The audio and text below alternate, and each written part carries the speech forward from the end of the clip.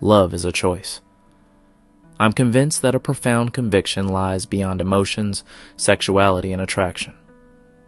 Not only that we love who we love, but also that we choose to do so. However, we oftentimes find ourselves choosing people who don't choose us back. How often have we obsessed about someone who rejected us? How many times have we tried to make a relationship happen with a person who doesn't want it to work, or with a person who is already committed to someone else? What about the crush who doesn't like us back, or the ex who broke our heart, but we still try to reconcile? How frequently do we tend to fall for the bad guy or bad girl? And how many times have we called that pursuit a sexy challenge? Even in marriages and relationships, this form of partial choice might be present.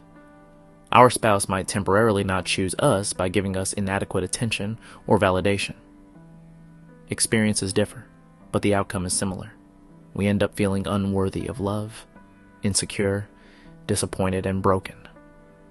Weirdly enough, we tend to repeat the same pattern over and over again with completely different people. I know it's distressing. I've relived a certain pattern myself for numerous years, but I also know in this situation that we tend to blame the other person, or at least try to change them. The truth I have found, however, rarely has something to do with them.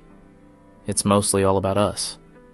When we choose people who don't choose us, know that there's an old wound at play. As much as we'd like it to be true, most of our childhoods were far from perfect. What we remember on the conscious level might be flawless to some degree. The family reunions, the toys, the laughter, the love. Nevertheless, there are other experiences that we might or might not even remember that jumped right into our subconscious mind and have lingered there into adulthood. Joseph Murphy says, "Whatever you impress on the subconscious mind is expressed on the screen of space as conditions, experiences, and events." Whatever was imprinted on our subconscious minds as children has deeply affected us without realizing it. Maybe a sibling or a cousin had taken all the attention that we craved. As a result, we grew up feeling unworthy of love. One of our parents could have been emotionally distant or not present throughout our childhood. As adults, we end up giving too much or becoming too nice in order to keep people close. An incident where we felt left out could have caused us a deep fear of abandonment. Now we have possibly become controlling or clingy, believing that could stop people from leaving us. The scenarios are many. Each one of us has lived a different childhood, but most of us are living a similar adulthood. Through choosing those who don't choose us, we relive the parts of us that were traumatized as kids. I'm not sure why romantic relationships reflect our deepest wounds, but they do. Maybe because the field of intimacy is akin to the field of households. They both comprise a profound level of vulnerability, connection, and bonding. That said, our past childhood experiences inevitably affect our choice of partners. Romantic relationships are the place where we can heal our wounds. But as long as the wound remains, the pattern persists. Consequently, we need to forget about the ways we can change the other person. We should focus on how we can change ourselves. When we heal our wounds, the other person will either change on their own or we will recognize the toxicity and leave. One of the most important things to remember as we heal is that it's nobody's fault. It's not our fault that we grew up with childhood traumas, because almost everybody does. And it's certainly not our parents' fault, because often they have done the best they can. When you choose someone who doesn't choose you, pause for a moment and remember the following. Follow your intuition. Sometimes we can become too clingy or dependent, which might push the other person farther away. Again, it's not our fault. It's only our emotional mechanism that's trying to avoid rejection or abandonment.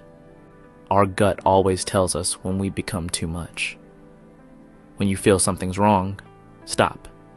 Shed awareness on your actions and tell yourself it's only a pattern that you're subconsciously repeating. 2. Visit your past and inspect your family closely. What are the painful memories that you recall from your childhood? Is there an incident in particular that still gets to you? Combine these with your family's characters. As kids, we don't pay much attention to others' behaviors, but we certainly can as adults. What was your mother like? Was she too attached or detached from you? What about your father? Was he emotionally absent, controlling, or criticizing? What about your siblings? This way, we can have an idea of the environment in which we grew up and determine our wounds. 3. Don't push the trauma down. Once you recognize your wounds, let them come to the surface. When we push them down, we increase the chances of repeating the same pattern again. To heal, we must come face to face with our pain. Remember that your spouse or crush is your practice.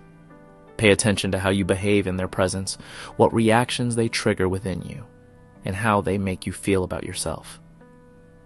You might also want to consider seeing a therapist, which is also a great alternative to self-healing.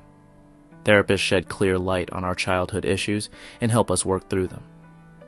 Whether you choose therapy or self-healing, remember that every person we meet is part of our healing process. We never meet people randomly.